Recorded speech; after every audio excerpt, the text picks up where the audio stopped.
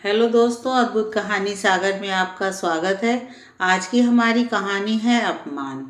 सुनो, दीदी के देवर की सगाई है। उसको आपको दुकान में हुए घाटे के बारे में कुछ नहीं बताना। अब बेटी का ससुराल है, खाली हाथ कैसे जाएंगे। मनोरमा के चेहरे पर चिंता के बादल थे। कब जाना है? कुछ ना कुछ जुगाड़ करता हूँ। कल बैंक में से एफडी तुड़वा लेता हूँ। तुम्हारे रसोई के डिब्बे में कुछ है तो निकाल लो। बहन की ससुराल में मायके की वजह से गर्दन नहीं झुकनी चाहिए। मनोहर लाल। मनोरमा ने जैसे ही दाल के डिब्बे में हाथ डाला, मम्मी, कल स्कूल की फीस का आखिरी दिन है। मास्टर जी ने वार्निंग दी है। अगर आप ये पैसे बुआ जी के फंक्शन के लिए दे दोगे तो मेरा नाम स्कूल से कट जाएगा। दिया ने प्रश्न किया। मनोरमा अपने पल्लू से आंसुओं को बहने से रोकने की नाकामयाब कोशिश करने लगी। आखिर ललिता और दिया दोनों इसी घर की बेटियां हैं। एक के साथ न्याय तो दूसरी के साथ वो अन्याय कैसे कर सकती है। मनोहर लाल सीधे साधे ईमानदार व्यक्तित्व थे। साझेदार बनवारी लाल द्वारा की गई मिलावट से इनकी दुकान में रेड पड़ी, जिससे दुकान में भारी घाटा हुआ। समाज में इज्जत गई सो अलग। फलस्वरूप मनोहर लाल जी के परिवार को बड़े बुरे दिन देखने पड़ रहे। कहीं से कोई मदद भी नहीं मिल रही। घर से खाते खाते खाली होने लगे, अब बचत खाते भी। मनोरमा फीस के पैसे फिर से डिब्बे में रख संदूक से एक लाल रंग की पोटली निकाल लाई, जिसमें उसके कुछ जेवर थे। सुनो, शगुन की मिठाई, कपड़े का आप देख लेना। बाकी सोने की ये चैन आप दीदी के देवर के गले में नोटों की एक माला के साथ पहना दीजिएगा। मनोरमा, ये चैन तुम्हारी माँ की अंतिम निशानी है। मैं इसे किसी और के गले में पहना पाप का भागीदार नहीं बनना चाहता। मनोहर लाल ने चैन वापस पोटली में रखते हुए कहा, देखो, ये सोने चांदी के जेवर विपत्ति के समय काम आने के लिए होते हैं। वैसे भी माँ की साड़ी, चूड़ियाँ, मेरे पास बहुत सी निशानियाँ हैं। मनोरमा ने जोर देते हुए चैन पति की जेब में डाल दी। मनोरमा, तुम मिसाल हो। भला ऐसी कौन सी भाभी होती है जो ननद के देवर के लिए अपनी माँ की आखिरी निशानी तक दे दे। मनोहर लाल जी भाव विभोर हो गए। इन्हीं हाथों में ललिता का हाथ दे मेरी माँ जैसी सास ने वचन लिया था कि ननद नहीं, ये तुम्हारी बेटी है, इसे कभी माँ की कमी महसूस मत होने देना। मैं बस उसी वचन की लाज रख रही। ललिता के देवर विनोद की सगाई का दिन आ गया। मनोरमा और मनोहर लाल जी ने सारी तैयारियां कर ली थीं। ज़्यादा कुछ नहीं, पर बहन के लिए साड़ी, दामाद जी के लिए सूट का कपड़ा, सोने की चैन और 2000 कैश रख लिया था। ललिता का ससुराल संपन्न था, साथ ही ससुराल वालों को लालच भी नहीं था। ऊपर से नीचे तक फूलों की सजावट से आनंद निवास महक रहा था। विवेक बाबू बाहर ही लाइटें लगवाते हुए दिख गए। और भाई साहब, सबसे अंत में आ रहे हैं आप, विवेक ने भाई भाभी के पैर छूते हुए कहा। ललिता भारी भरकम बनारसी साड़ी में गहनों से लदी किसी सेठानी से कम नहीं लग रही। दौड़ती हुई बड़े भाई के गले लग गई। भाभी, ये आपकी माँ की सिल्क की साड़ी है ना? भैया ने तो मेरी शादी का सूट ही पहन लिया। दिया, तुमने दिवाली का ड्रेस ही पहन लिया। इस बार मेरी भाभी ने भैया का कोई खर्चा नहीं करवाया। ललिता ने मजाक के अंदाज में कहा। दीदी, ये महंगे कपड़े वैसे ही रखे रह जाते हैं। सगाई शादी जैसे फंक्शन रोज कहाँ होते हैं, फिर रोज नए नए लेने की क्या फ़ायदा। मनोरमा ने बात को संभाला। मनोरमा और मनोहर लाल ने बहन के सास ससुर के पैर छूकर नेक में लाया सामान दिया।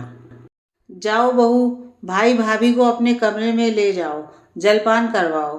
तुम्हारी देवरानी के मायके वाले भी आते होंगे। ललिता भाई भाभी को अपने कमरे में ले गई। कमरे में चारों तरफ महंगी साड़ियाँ, सूट के गिफ्ट पैक डब्बे दिख रहे। फलों की टोकरी और मिठाई के पैकेट रखे थे।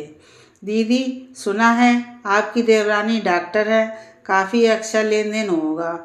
उसके परिवार वाले तो बहुत कीमती और महंगा सामान लाएंगे। उसके सामने हमारा दिया नेक, मेरा मतलब आपका मान तो नहीं घट जाएगा? मनोरमा ने हिचकिचाते हुए कहा। मान तो घट जाएगा भाभी। क्या मतलब? मनोहर लाल ने घबराकर कहा। अरे भाई घबराओ मत, मेरे कहने का मतलब मेरी बात नहीं मानोगे तो मान घट जाएगा। बचपन से अपनी सारी बातें मनबाती आई है, इसमें कौन सी नई बात है? मनोहर लाल ने ललिता के सिर पर हाथ रखते हुए कहा। बस आप दोनों वचन दो, जैसा मैं कहूँ करते रहेंगे, कोई सवाल नहीं करेंगे। ललिता ने भाई भाभी से वादा ले लिया। अलमारी खोलकर वो भाई भाभी और दिया के लिए नए ड्रेसेस निकाल कर लाई। अब चुपचाप आप तीनों ये ड्रेस पहन लो। भाभी आप इस साड़ी के साथ ये ज्वेलरी पहनोगी। भैया आप ये टाई, और दिया मेरी प्रिंसेस तुम इस फ्रॉक के साथ ये क्राउन। ललिता ऑर्डर दे बाहर चली गई। भाई भाभी वचनबद्ध थे, सो चुपचाप उन्होंने ड्रेस पहन लिया। मम्मी बुआ ने ये ड्रेसेस मेरे को ऑनलाइन दिखाकर पसंद करवाए थे और चुप रहने के लिए कहा था, इसलिए मैंने कुछ नहीं बताया। दिया ये तुमने बहुत गलत किया। बेटा हम लड़की वाले हैं, कन्या का घर का कुछ नहीं ले सकते। आपको मम्मी से ये बात नहीं छुपानी चाहिए थी। मनोरमा नाराज होते हुए, चलो भगवान ने चाहा जब तक ललिता मायके आएगी धंधा सही होने लगेगा, तब इसे इन सबका जोड़कर शगुन दे देंगे। हमें कन्या के घर का कुछ नहीं चाहिए। मनोहर लाल जी आशावादी होकर बोले। मनोरमा और मनोहर लाल जी सगाई के फंक्शन के लिए तैयार हो गए। जब वो ललिता के कमरे से नीचे लॉबी में आए तो सेम सूट और सेम साड़ी में ललिता विवेक को देख वो दोनों हैरान हो गए। क्या बात है बहू, तुम्हारी पसंद की दाद देनी होगी। दोनों भाई बहन अपनी जोड़ियों के साथ एक जैसे ड्रेसेस में बहुत फब रहे हैं, ललिता के ससुर ने कहा। मनोरमा और मनोहर लाल जी छोटे शहर के, उन्हें क्या पता ये थीम पार्टी क्या होती है। थीम के हिसाब से कपड़े पहनने होते हैं। थोड़ी देर पहले तक मनोरमा और मनोहर लाल को बहन के ससुराल में जो हिचक हो रही थी, अब वो कुछ कम हो गई थी। उन्हें उम्मीद से अधिक मिल रहे मान सम्मान से वो बेहद खुश थे, इतने खुश कि वो किन बुरे दिनों से गुजर रहे ये तक भूल गए। सगाई का कार्यक्रम शुरू हो गया। मनोहर लाल ने मनोरमा को इशारा किया कि वो ललिता के कमरे में रखे उनके बैग से सोने की चैन ले आए। मनोरमा और मनोहर लाल जी स्टेज पर खड़े होने वाले दूल्हे दुल्हन को चैन पहनाने पहुँचे तो डिब्बा खाली था। दोनों पति पत्नी खाली डिब्बा देख पसीना पसीना हो गए। मनोरमा और मनोहर लाल जी को लगने लगा यहाँ चोरी हुई बोलना मतलब बहन के ससुराल वालों पर आरोप लगाने जैसा होगा, और अगर ये हमारी लापरवाही है तो लगेगा हम कुछ लाई ही नहीं। मेहमानों से खचाखच भरे हाल में पति पत्नी मान ही चुके थे कि आज उनका तमाशा बनेगा। इतने में ललिता स्टेज पर आवाज़ लगाती हुई चढ़ी। अरे भाभी आपका गिफ्ट यहाँ है और आप गलत डिब्बा ले आईं। मनोरमा और मनोहर हैरान थे। ये तो सोने की अंगूठी थी, वो तो चैन लाए थे। पर उस समय इतने लोगों के सामने अपनी इज्जत का सोच उन्होंने चुपचाप अंगूठी दूल्हे विनोद को पहना दी। पूरी पार्टी में दोनों पति पत्नी नज़रें झुकाए घूम रहे थे। न कुछ खाना अच्छा लग रहा था न पीना। इतने में अपने लाए हुए कपड़े और मिठाई के डिब्बे नौकरों के हाथ में देखे तो मनोहर लाल जी का पारा चढ़ गया। अब उन्होंने वहाँ रुकना मतलब और अपमान होना समझा। ललिता के कमरे में जाकर अपना सामान उठाने लगे। इतने में ललिता कमरे में पहुँच गई और दरवाज़ा बंद कर लिया। क्यों बहन, आज तेरे लिए तेरा पिता समान बड़ा भाई शर्मिंदगी की वजह बन गया। ठीक है, तेरे ससुराल जितना पैसा रुतबा नहीं, पर हमारी भी कोई इज्जत है। पहले हमें ये नए कपड़े पहना सम्मान देना, फिर चैन की अंगूठी से अदला बदली, फिर गरीब भाई का लाया हुआ नेक नौकरों में बांट दिया। मनोहर लाल को काफ़ी ठेस पहुंची थी। भाई आप नाराज़ हो रहे, जबकि नाराज़ तो मुझे होना चाहिए। पराया तो आपने मुझे कर दिया। कितनी तकलीफ़ में हो पर मुझे भनक तक नहीं लगने दी। जब मुझे बाहर वालों से पता चलेगा कि दुकान में घाटा लगा है, दिया कि 6 महीने से फीस नहीं दी गई, आप और भाभी जैसे तैसे घर चला रहे। एक पल के लिए सोचा इस बहन पर क्या बीतेगी। यही नहीं, मेरे ससुराल में मेरा मान सम्मान बना रहे, इसके लिए मेरी महान भाभी अपनी माँ की चैन ले आईं। क्या भाई ने ठेका ले रखा है, बहन को देना ही है, भले उसके पास हो ना हो। क्या भाई परेशानी में हो तो बहन का कोई फर्ज नहीं। बताओ भैया, बोलो भाभी।